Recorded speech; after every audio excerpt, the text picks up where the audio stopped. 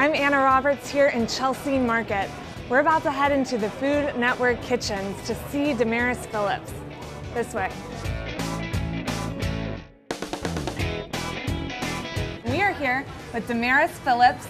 You may recognize her from Food Network Star. She's the most recent winner, and she's here to tell us about her new show. Thank you. Thank you for being here. Tell us about the show. Okay, so I started a show. It's called Southern at Heart. It's on Sunday mornings at 10:30, and I'm really excited. I'm going to be cooking modern Southern food. It's really just traditional Southern food with a flair, my own personal flair on it, and I'm using it to teach guys how to connect with the ladies in their lives. I wanted to introduce people to what they can expect to see, and so I have my mashed potatoes. They're a little bit different though because I put in white yams and goat cheese. And then we also have greens, and these are a little bit special because they have miso paste in them and a little bit of sriracha.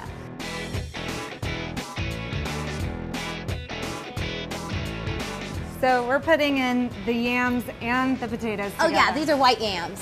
Like I'm hiding them, and I left the skin on because why peel when you don't have to? These will break down. Plus rustic looks like homemade, and homemade always tastes better, so you know, show off a little bit. Nobody will think you like picked them up at the grocery store and said you made them. Okay, water into there. This is cold water into the pan. And why are we using cold water? If you start with hot water, the outside of the potatoes will break down and get all mushy before the centers are cooked. So you just want to add cold water. And once it comes up to a boil, you're almost ready. And we're just gonna salt. And you're adding a liberal amount of salt. Absolutely. Yeah. And why do you put a lot of salt in before? Because if you don't, then you're gonna have to salt a lot at the end. The inside of those potatoes are only ever gonna get cooked if you put salt in the water. Perfect. So, these little guys are nice and steamy. They are also very, very soft. If you touch them, they just fall right apart.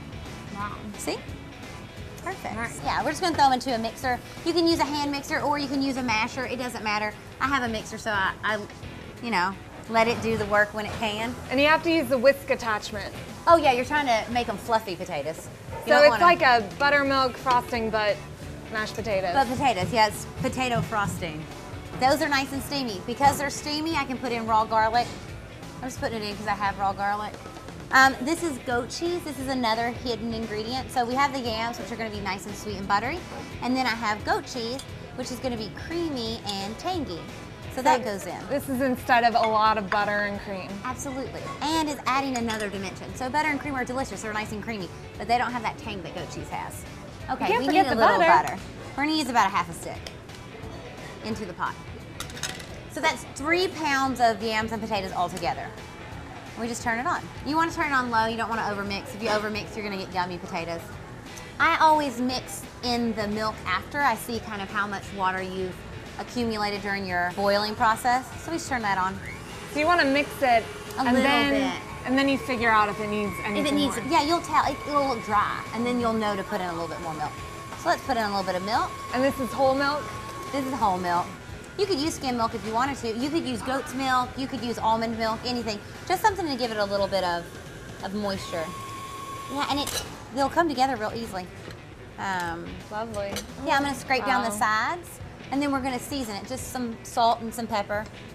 And here's where you could add fresh herbs as well, right? Absolutely, you could put thyme, you could put chives, you could put parsley, you could put rosemary, any old thing you can imagine. Wow. You could put it, right? Look how easy it is. It already is so fragrant, it smells like Thanksgiving in here. It's the goat cheese, it is the garlic. It's, you know, a little bit of butter, never hurt anything. Let's do some salt. Here, I'll help you out. Okay, pepper. Pepper. We're using fresh ground pepper because I have it. If you have white pepper, that works great too. I'm put in a little bit. I'll pinch it, I guess. Pinch, pinch, pinch. 3 or 4 or 5. Pinch. It's a lot of potatoes, y'all. It is a lot of potatoes. I mean, really. Oh, wow. They're done. So you know they're done when they come together. They come together. They're nice and smooth. Like you can see that it's pretty. I mean, you have some definite rustic texture to it. There's some of the skins left in. This is never gonna be super smooth because I didn't use a ricer, I just used a mixer. But again, rustic looks homemade and homemade equals delicious. So, right? 5 inches is necessary to achieve that amazing flavor. It's creamy, Wow. it's nice and salty. There's a little bit of tang. There's like that earthy kind of bite from the garlic. And what do we have to pair it with? Miso greens. So in the South, we eat a lot of greens, and you're always trying to figure out how to make your, special greens, and this is mine. I have kale and I have mustard greens. Kale, super, super delicious, very, very popular right now. And then mustard, a little bit less known because it's a little spicy, but they balance each other really nice, and I just sauteed them with a little bit of miso paste. And miso is taking place of the pork product that you usually see. So it's adding a lot of salt, a lot of that like meaty umami flavor. And then to balance that, I put some sriracha, which is a hot sauce, and sauteed it all up in a pan. It took about 10 minutes from start to finish. Wow.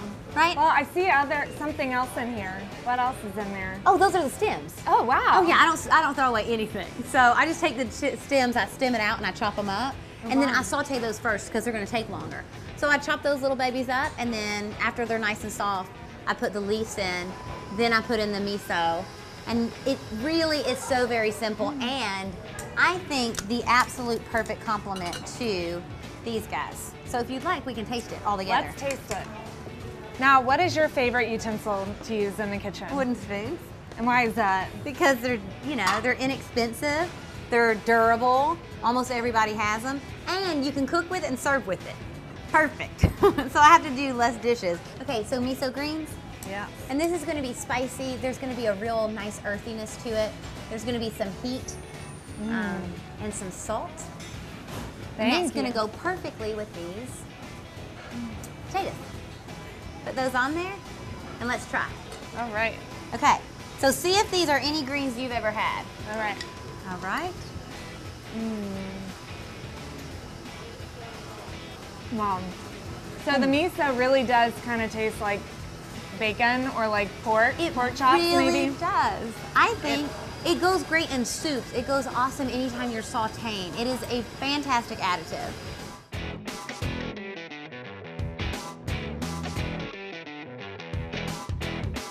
Be sure to watch Damaris on Southern at Heart on the Food Network, Sundays at 10:30 a.m. Thanks, Damaris. Thank you all so much.